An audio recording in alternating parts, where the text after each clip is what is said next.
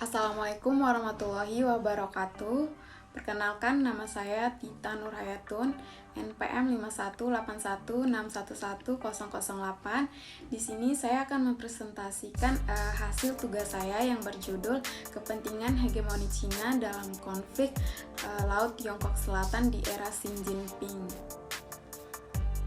Kita lihat-lihat kehadiran Tiongkok di Laut China Selatan semakin menggila saja ya bos. Terlebih semenjak Tiongkok mengirimkan pasukan nelayan milisi di kawasan Laut Sengketa itu, yang mau tak mau membuat Indonesia juga harus ikut bersiaga atas dampak dari aktivitas militer di Laut China Selatan yang meningkat sangat tajam.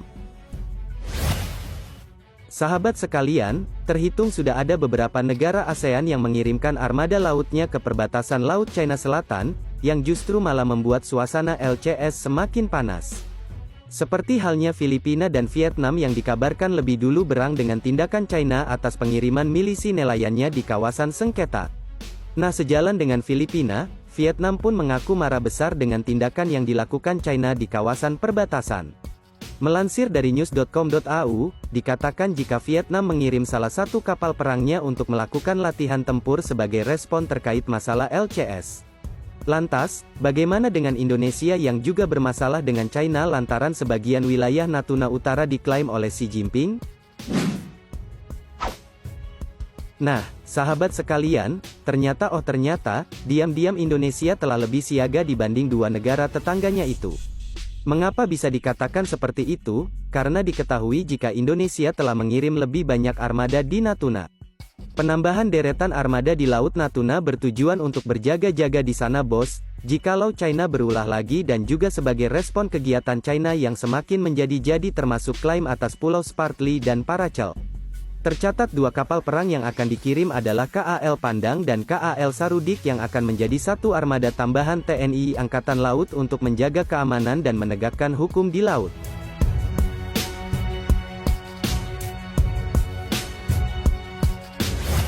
Bahkan, TNI AL juga mengerahkan kapal selamnya, yakni kapal selam KRI Arda Dedali 404 yang telah tiba di Natuna.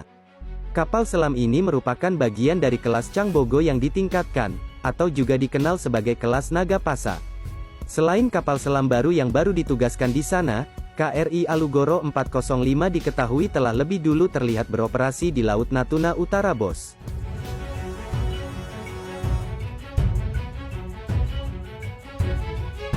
Sahabat sekalian, adanya penambahan armada laut bisa dikatakan sebagai simbol kesungguhan dan kesiapan TNI sebagai garda terdepan dan benteng terakhir Nusantara, untuk menegakkan kedaulatan negara di laut. Tentu dengan kesiapan fasilitas labuh di Natuna yang berbatasan langsung dengan Laut China Selatan ini, akan menambah operasional reach atau jangkauan operasi kekuatan laut kita, hingga ke zona ekonomi eksklusif Indonesia kan. Kita doakan saja sob, dengan hadirnya kapal-kapal perang dan kapal selam dalam jajaran armada laut TNI, bisa menjadi senjata pamungkas. Latar belakang Laut Tiongkok Selatan adalah sengketa perbatasan yang tidak terselesaikan sehingga terus memanas hingga kini. Kemudian, kebijakan Xi Jinping dalam Natuna ini menjadikan prioritas kepentingan nasional dan kebangkitan geopolitik di Asia. Ambisi Cina ingin menguasai Natuna ini telah ada sejak 1990-an dan semakin menguat semenjak 2009, di mana Cina mencoba melakukan klaim historis ke atas Natuna. Klaim itu mengidentifikasi wilayah Natuna adalah bagian sah dari Cina. Menurut Xi Jinping, daerah perairan Natuna ini, Kepulauan Riau, masuk pada Nine Dash Line, di mana klaim ini berdasarkan pada alasan historis yang secara hukum internasional, utamanya UNCLOS atau Konvensi Internasional tentang Batas Laut, yang tidak memiliki dasar. Jadi kawasan Laut Cina Selatan ini tak akan pernah dalam keadaan tenang. Perairan yang strategis ini jelas-jelas menarik perhatian seluruh negara di dunia, terutama Cina. Melalui nama kawasan saja, tentu Cina jadi berbangga hati sebab tercantum nama Cina sebagai center. Jadi tidak heran negara Cina ini memiliki hak paling tinggi dalam kepemilikan Laut Cina Selatan, sehingga ini dianggap sebagai hegemon dalam kawasan tersebut. Laut Cina Selatan ini sangat berperan penting dalam menentukan batas-batas laut wilayah maupun zona ekonomi eksklusif atau disingkat ZEE Indonesia. Jalur perdagangan antara negara juga termasuk aspek dari kepentingan nasional Indonesia yang ingin mempertahankan Kepulauan Natuna. Terancamnya suatu negara dapat mempengaruhi kepentingan nasional dari negaranya. Ancaman tersebut membuat Indonesia secara tegas melakukan tindakan-tindakan seperti peningkatan pangkalan militer dan pelatihan militer. Ini merupakan hal tegas terutama pada masa pemerintahan Joko Widodo, dan hal ini dilakukan semata-mata untuk mencapai tujuannya, yaitu kepentingan nasional Indonesia. Jadi, kebijakan yang dikeluarkan oleh Xi Jinping ini dalam memprioritaskan Natuna pada kepentingan nasional dan geopolitik di Asia ini memberikan ancaman khususnya pada negara-negara yang bersengketa. Xi Jinping juga mengatakan bahwa kebijakan luar negeri Tiongkok ini adalah mengajak negara-negara tetangga di Asia Tenggara ini untuk develop maritime partnership in a joint effort to build maritime Silk Road of the 21st century. Kemudian Xi Jinping ini mempunyai tujuan dalam sengketa Laut Tiongkok Selatan, yaitu mendapatkan dominasi secara regional. Terlihat jelas dengan tindakan Xi Jinping dalam kebijakan luar negeri yang dikeluarkan selama ini, yaitu yang cocok dengan karakteristik hegemon dari Robert Gilpin, yaitu negara yang berperilaku sebagai hegemon memiliki karakteristik. Xi Jinping ini mencoba untuk berperilaku merugikan negara lain dan mementingkan negaranya sendiri daripada negara-negara lain. Xi Jinping juga ini selalu berusaha menginginkan tatanan tertentu demi mewujudkan kepentingan nasional dari negaranya.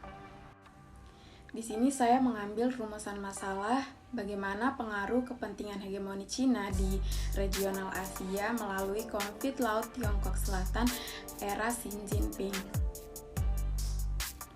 Untuk menjawab rumusan masalah dalam kajian ini, saya menggunakan teori hegemoni dan kebijakan luar negeri. Teori hegemoni ini adalah kemenangan kelas yang berkuasa yang didapatkan melalui mekanisme konsensus berbagai kekuatan sosial politik. Hegemoni ini berlangsung ketika masyarakat bawah termasuk kaum proletar sudah menerima dan meniru cara hidup, cara berpikir, dan pandangan kelompok elit yang mendominasi dan mengeksploitasi mereka.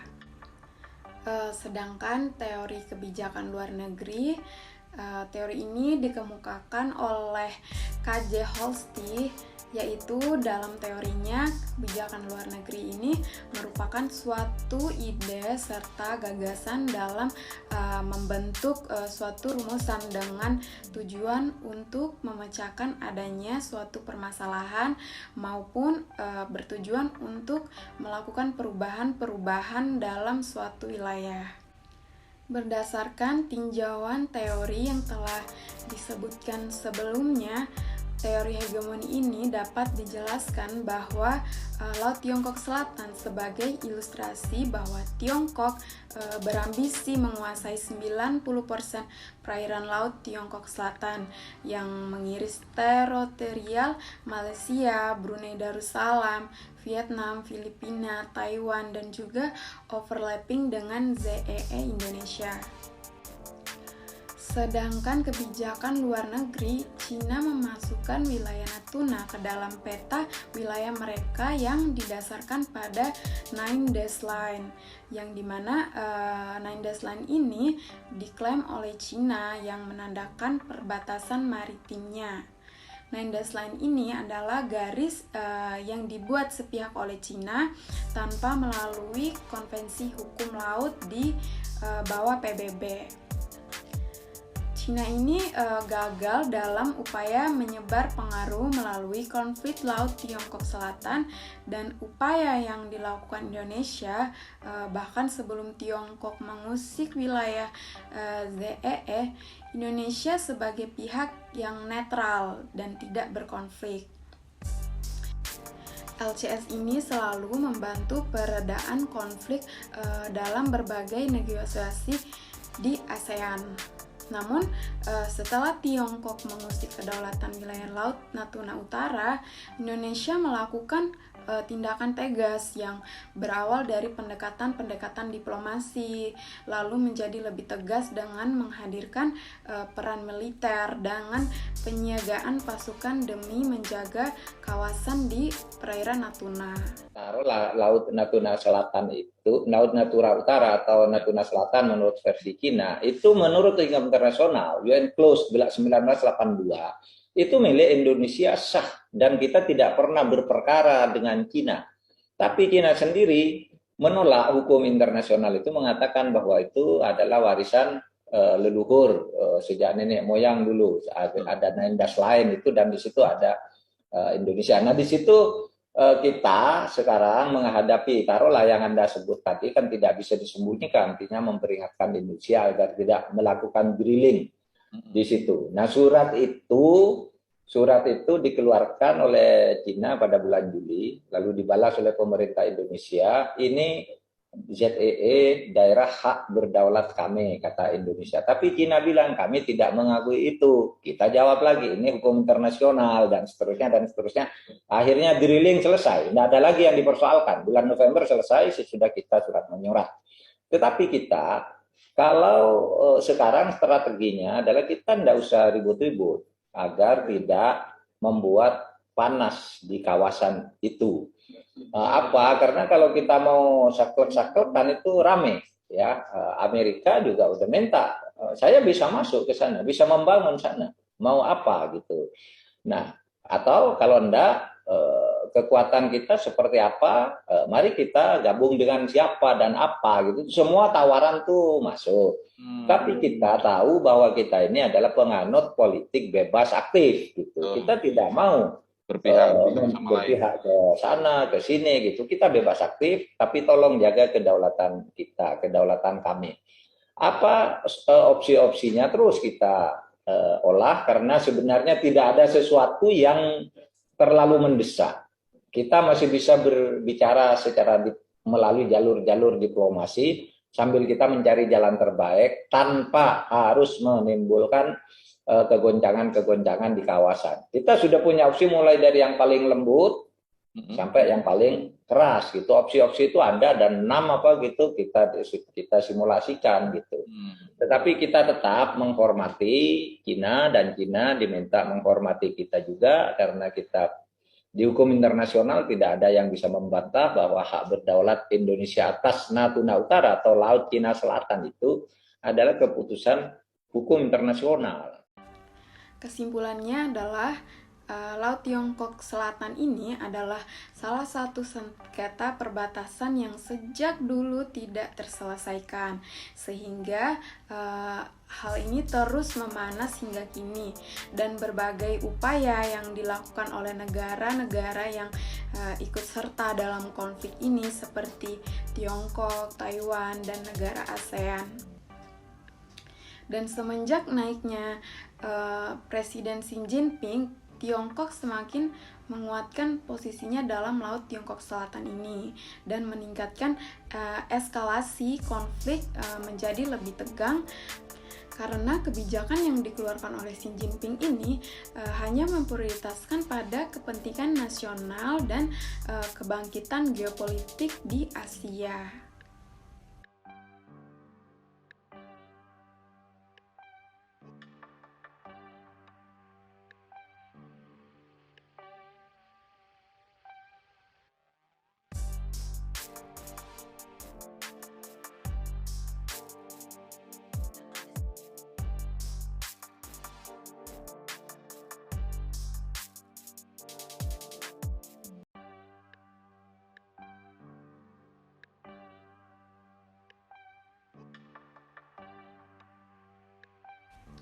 Sekian presentasi dari saya. Jika ada yang kurang, saya mohon maaf. Wassalamualaikum warahmatullahi wabarakatuh.